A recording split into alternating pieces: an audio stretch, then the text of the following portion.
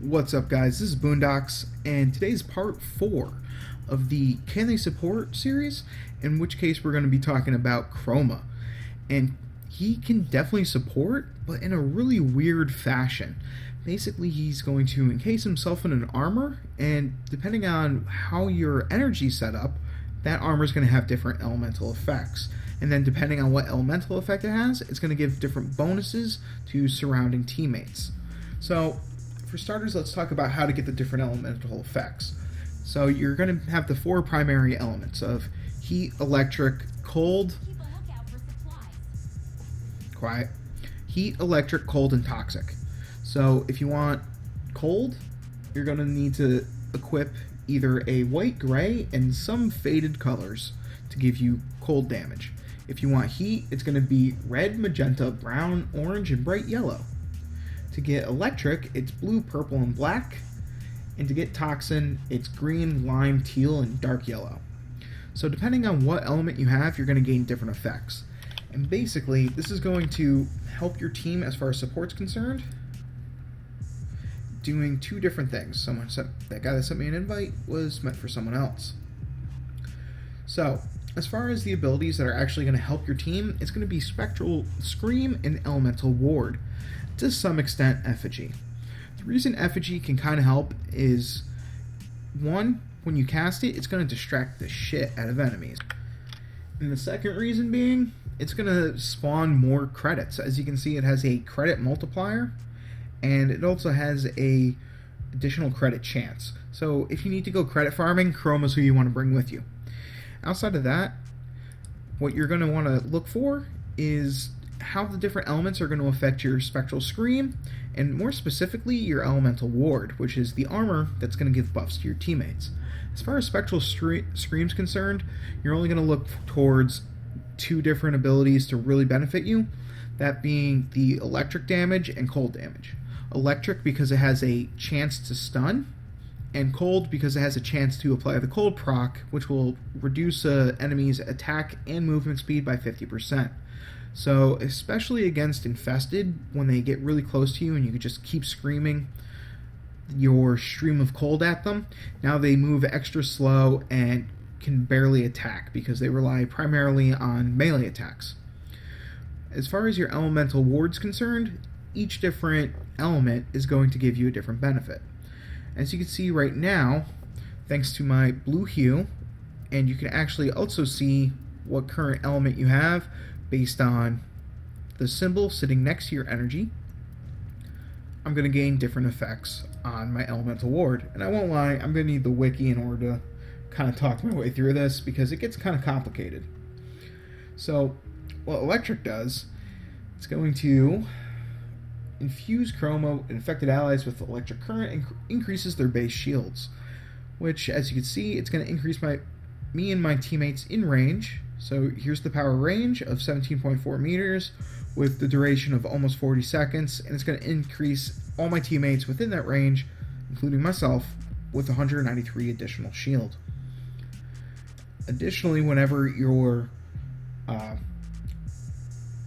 it converts incoming damage into arc discharges, which can then attack nearby enemies, doing a pretty decent amount of increased damage. So this is almost what the Vizarin tree in Focus was looking to do in returning incoming damage to enemies, but sadly, it's nowhere near as strong as this 19.3.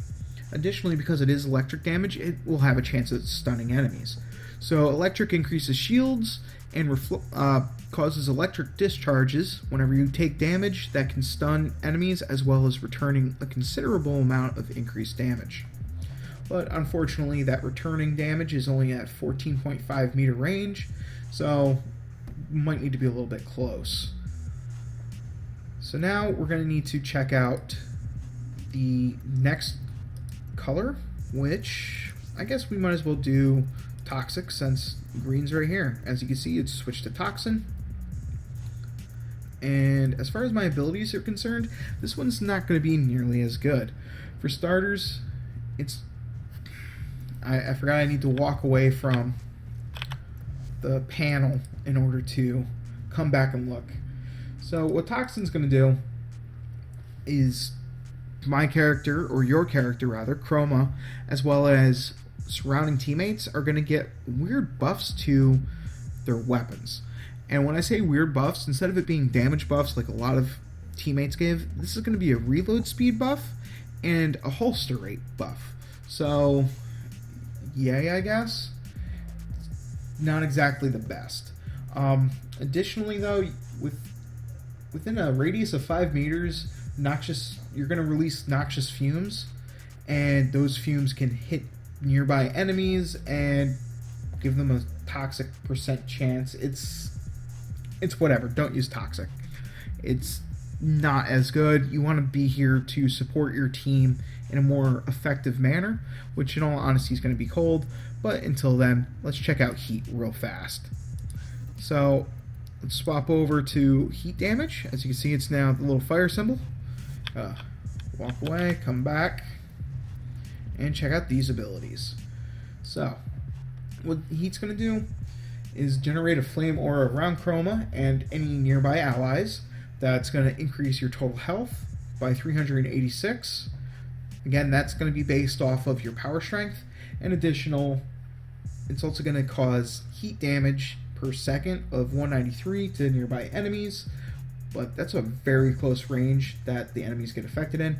And it has a relatively low status chance of only 10% to light them on fire, which you can't actually buff. So, as far as lighting enemies on fire, go with Ember, not Chroma. Finally, though, his primary defensive coloring is for cold, in which the ability becomes a little bit stronger. So, I forgot to walk away. My bad. That's so weird that you have to do that.